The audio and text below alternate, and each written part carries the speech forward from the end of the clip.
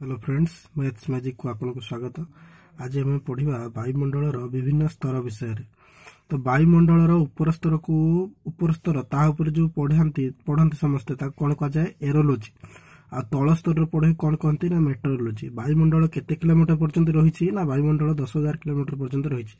Basic कहूँ tricks माने जोड़ा इंपोर्टेंट पॉइंट से गुड़ा ही कहूँ। अच्छा, वायुमंडल सबुठ अधिक कौ गैस अच्छी ना नाइट्रोजन अच्छी केते परसेंट अच्छी ना 78% अच्छी। ऑक्सीजन केते परसेंट अच्छी ना 20.9% अच्छी। कार्बन डाइऑक्साइड केते परसेंट ना 0.03%। आर्गन केते परसेंट ना 0.9%। नियन केते परसेंट अच्छी ना 0.0018%। हीलियम केते अच्छी 0.0005%। अच्छा, तापर वायुमंडल केतोटी स्तर अच्छी ना वायुमंडल अच्छी 5टी स्तर। 5टी स्तर कौन कौन? Troposphere, stratosphere, mesosphere and thermosphere, exosphere. अच्छा, तो वर्तमान देख पृथ्वी देखी पार्छ तुम्हें पृथ्वी ऊपर अच्छी 18 किलोमीटर पर्यंत कौन ट्रोपोस्फियर। ट्रोपोस्फियर देख मुझे चित्र काटी तार बेसी घनत्व अच्छी आ ग्रीन हाउस इफेक्ट भी सेठी रुहे। जेपरि आमर बिजुली मारिबा, घड़घड़ी हेबा, वर्षा हेबा से सब एई स्तर रे हुए। को 0 रु 18 किलोमीटर भीतर जो ट्रोपोस्फियर तारी भीतर ही हुए हैला। तापर आसला आमर कौन ग्रीन हाउस। ग्रीन हाउस ऊपर आम टे जाना ग्रीन हाउस कौन, ग्रीन हाउस गैस गुड़ा कौन कौन अच्छी। तो बर्तमान देख ग्रीन हाउस कौन कौन गैस ना ग्रीन हाउस भितर देख मुझे रखी कौन नाइट्रोजन अच्छी, कार्बन डाइऑक्साइड अच्छी, ऑक्सीजन अच्छी, वाटर भेपर। वाटर भेपर को कौन कहते जलीय बाष्प जो कहते। जलीय बाष्प को मुझे लिखी वाटर भेपर। आ CH4 कौन ना मिथेन।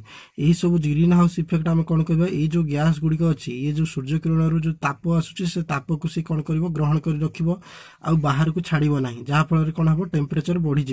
तो से आम जो ग्लेसीयर गुड़ाक अच्छी से गुड़ाक तरलुची जो बरफ पिंड आकार जो गुड़ा अच्छी से तरलुची। तो से मुख्य कारण कौन ना यही सब गैस जोड़े सब धरी नौ धरी नेला फल आमर कौन जलीय मान जो टेम्परेचर बढ़ी जाऊे टेम्परेचर जहाँफल बरफ ग्लेसीयर तरलुची। तापर आसवा आम पुणी देख ट्रोपोस्फियर गला स्ट्राटोस्फियर। स्ट्राटोस्फियर कौट ट्रोपोस्फियर आ कौन बेसी से घनत्व बेसी। वायुमंडल ऊपर को जिते ऊपर को जावा से घनत्व कमी कमी कमी कमी जीव है। तो ताठू कम घनत्व कौटी हम आमर स्ट्राटोस्फियर। स्ट्राटोस्फियर कौन देख एरोप्लेन में लिखी। एरोप्लेन कौन अर्थात यही लेयर रे कौन एरोप्लेन गुड़िक जावासिया करते। आम जो एरोप्लेन देखते सी सब एत किलोमीटर ऊपर उड़ुंट।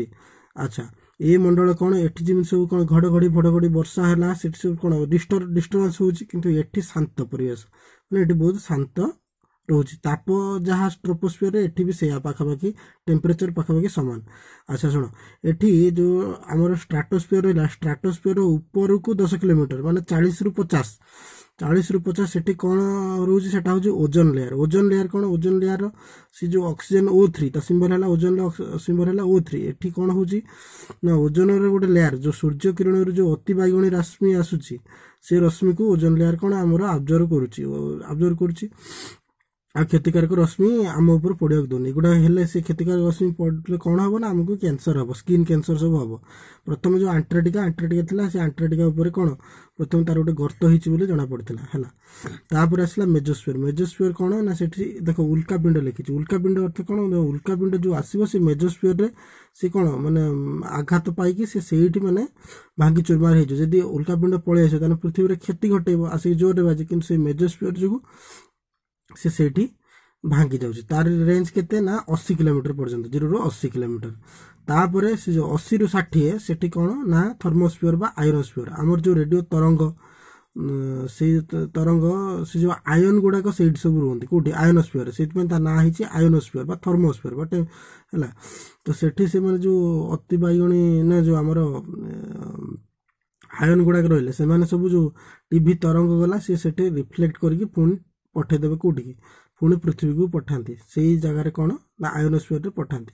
तापर आसला कौन ना एक्सोस्फियर। तापर कौन आसची ना आमर एक्सोस्फियर। एक्सोस्फियर मैंने बही रही तापर 640 रु ऊपर को एक्सोस्फियर से इंपोर्टेंट नुह किंतु कौटू के मन रख। देख मुझे ट्रिक काटी trust me in the exam. देख ट्रस्ट TR रु आनी कौन ट्रस्ट ट्रोपोस्फियर। तापर ST है स्ट्राटोस्फियर। मी है मेजोस्फियर। तापर इन है आयनोस्फियर। इन द है इन द को से जो थर्मोस्फीयर मन रखिबा बा आइनोस्फीयर मन रखिबा है इन द एग्जाम रहा एक्जोस्फीयर। तो यही भाव में आम कौन जो तीनटा जो आम रहा सब स्तर गुड़िक रहा एगुड़ाक आम मन रखिपर। तो एतिक सरला। तो बर्तमान जहाँ भी क्वेश्चन आसो भल भाव पढ़ी क्वेश्चन आंसर कर। Thank you.